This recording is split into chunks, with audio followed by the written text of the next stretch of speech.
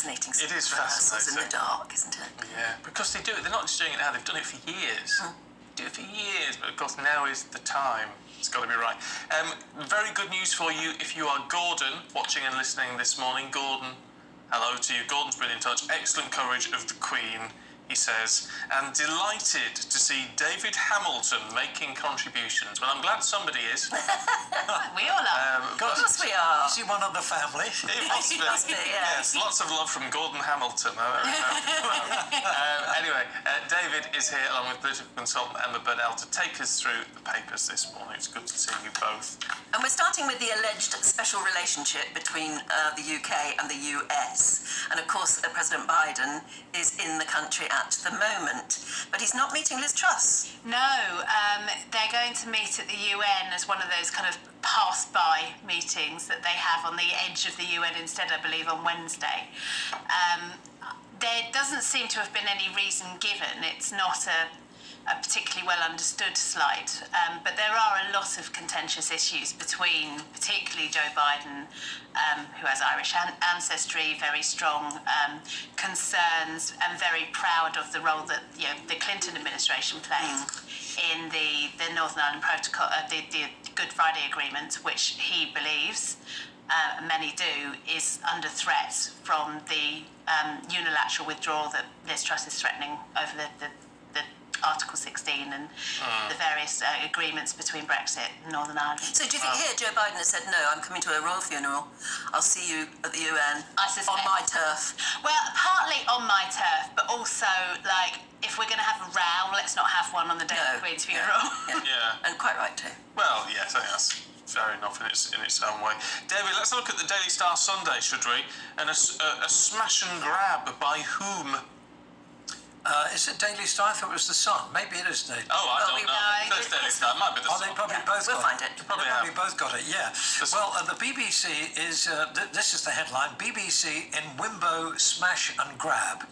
And the story is that BBC staff enjoyed some of the best seats at Wimbledon last year as the broadcaster dished out more than 400 tickets to their staff worth £51,000. Oh. Wouldn't happen at GBNEWS, would it? It would not. No. No, unfortunately. I mean, presumably this is all down to the BBC because they pay for the rights. So it's part of the deal, presumably. Well, I suppose so. But I mean, we're all paying for that, are we? Well, I mean, yeah. Jobs for the boys, isn't it? Well, I hope that those 400 tickets went to the lower paid staff. That would be my hope, rather than all the executives. I mean, I'm not saying they did. I'm saying they should. Quite a few were celebrities. I mean, the only one I'd be interested in, and sadly, my interest in tennis dropped significantly in the last week because You're a Federer fan. Huge Federer fan. I love that. The most graceful, beautiful player. I mean, just extraordinary to watch. Calm yourself. No, absolutely beautiful man. What's it like when you work for the BBC, David?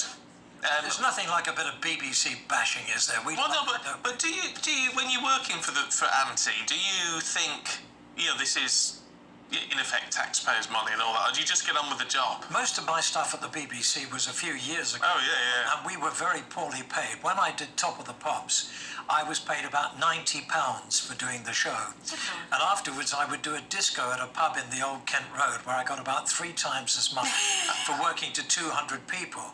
So the BBC, the BBC in those days were very, very careful with their money. This is something that's only happened in recent times. And when Capital Radio opened, that was the first commercial radio station in London, they had stickers on the back of their cars, and if you were a sticker spotter, they would pay for you, they'd fill your tank with petrol. And I remember the BBC saying, we could never do that because we're the BBC, we could never do something like that. So in those days it really was very tight budget, but now it's all gone crazy, isn't it? In my day as well, you worked for the BBC to get your training and to learn the job, and then you went into commercial television to earn a bit of money. And that was the way it was absolutely understood. And you knew that if you were working for the BBC, you'd never get paid well. No. It's certainly different now. It was really, in a way, kind of for the honour of working for the BBC, which was, such a reputation worldwide. But you can't live on an honour, can you really? No. Do you need to answer? I only ever got a free seat at Wimbledon when I was working at the BBC, because I was doing a lot of radio interviews just before play started, and so I snuck into the centre court, and I sat down on what looked like an empty chair, and then somebody would come and fill it, and I'd move to the next one, and in the end a steward asked me to leave.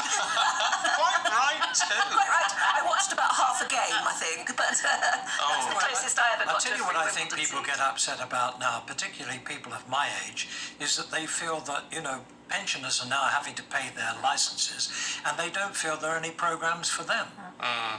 Radio 2, for example, is gone younger. They're not catering for an older audience, and I think there is resentment about that, particularly when some of the stars are being paid enormous amounts of money. So I think they've got to be careful. I have to say, I don't really use the BBC at all now, and so I think when you're forking out all this money, you're not, but it's a tax, isn't it? I use the iPlayer a lot. Do you? Yeah. I don't. And I think a lot of their dramas are brilliant. But I don't watch it like we used to watch it, You'd watch it. But I don't think we watch in the any afternoon. TV like we used to. No, we're very different with the way we consume When we had 3 channels and we just watched those. But Viewing channels viewing habits have changed a lot, haven't they? And people are now watching Netflix and things like that, and of course GBNEWS. Well, I thought I'd get that in. No, quite I'd right. like to come back. Well, I've got 3 apps on the TV now. I've got Netflix, Amazon Prime, and GBNEWS. Yeah. Flip between the 3. There you are. I think news particularly has absolutely come into its own during this time now, hasn't it? Well, now that people are allowed to have their opinions heard, which is a new thing. But I think with the Queen dying, there is an insatiable appetite for news. And can I say that you two have just been absolutely brilliant. I'm not grovelling. No, you can say that, but you are grovelling. No, I do. You could grovel to us. We're not powerful, are we? To the viewers, because they're. But can you tell us, David, about cups of tea? Oh yes, because this should interest you. Well, I've got to say, this is another light story. When we were in the green room, Emma said to me, she said, "You are here today to give me gravitas." And I thought that sums it up around the world, doesn't it? So I thought we'd have something light and fluffy, but this could be of use to people.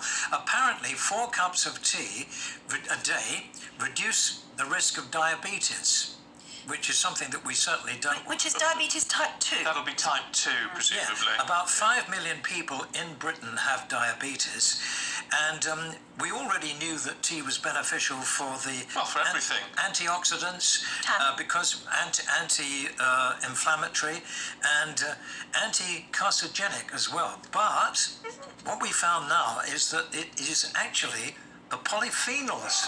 Would you believe it? It's a good word for you. Isn't it just? We've got you by the polyphenols. And the polyphenols it is that reduce the blood glucose level.